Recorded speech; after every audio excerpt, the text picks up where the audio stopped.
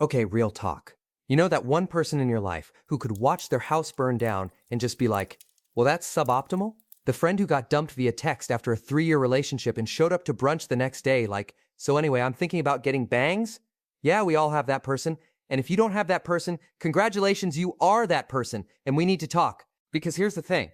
We've all been programmed to look at the person who doesn't cry, doesn't flinch, doesn't seem to feel anything, and think, wow, goals. That's what peak performance looks like. Meanwhile, that person is at home Googling, why do I feel numb at 3 in the morning while eating cereal directly from the box? But sure, they're crushing it. Let me give you a scenario, and I want you to be honest about which person you think has their life together. Person A gets rejected for their dream job.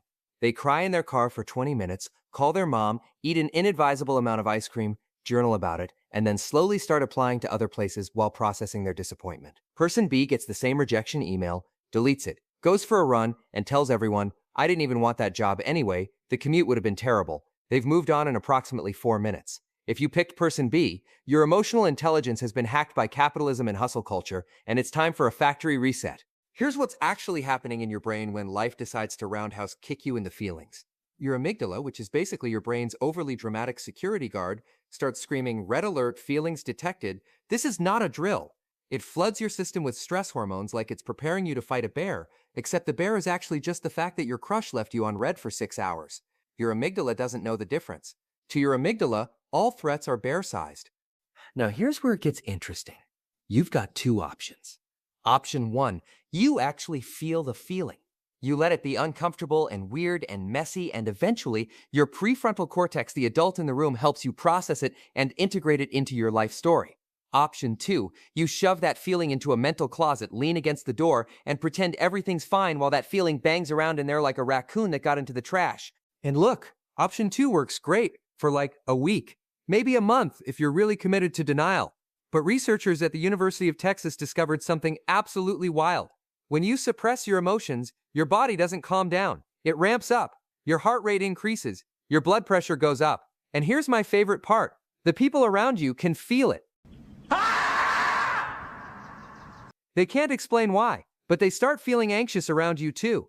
You're basically an emotional carbon monoxide leak, invisible, but definitely affecting everyone in the room. Meanwhile, the person who's over there ugly crying into their overpriced oat milk latte, their nervous system is actually regulating. The storm is passing. They're going to be genuinely okay in a few days.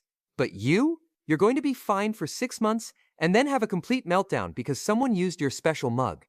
We've been absolutely scammed about what strength looks like. Somewhere between action movies and LinkedIn culture, we decided that the person who can take an emotional beating without flinching is winning at life. We've got all these phrases that sound inspirational, but are actually just instructions for becoming a robot. Don't let them see you sweat. Keep your cards close to your chest. Never let them know they got to you. My brother in psychology, these aren't life tips, these are the building blocks of your future trust issues. And listen, I'm not judging. Those walls you built? They probably saved your life at some point. If you grew up in a house where crying meant getting yelled at, or showing fear meant being called weak, or expressing sadness meant being abandoned, your little kid brain did the most intelligent thing possible. It built a fortress. It learned that feelings equal danger, so the solution was to not have feelings. 10 out of 10, no notes. That was brilliant survival strategy for 8-year-old you. The problem is the 30-year-old you is still living in that fortress, keeping out your partner who just wants to know why you seem distant, your best friend who's worried about you, and your therapist who's getting paid $150 an hour to hear you say, I'm fine, I just don't really feel things that deeply. Let me tell you what emotional guardedness actually looks like in the wild, because it's way more subtle than you think. It's not just the stereotypical emotionally unavailable person who says feelings are for people with too much time on their hands. It's the person who turns everything into a joke. Someone asks, hey, are you okay? You seem off, and you hit them with, I'm spectacular, just contemplating the meaninglessness of existence. Want to get tacos? Deflection level, expert. It's staying so busy that you never have time to think. It's becoming a productivity machine because if you stop moving, you might have to feel something. It's intellectualizing everything. Your relationship ended?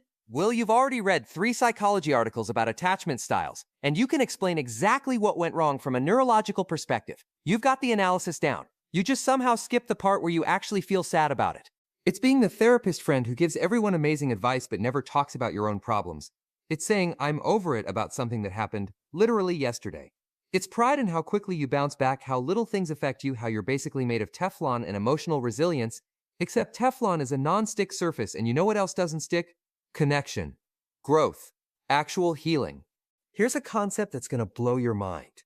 Emotional granularity.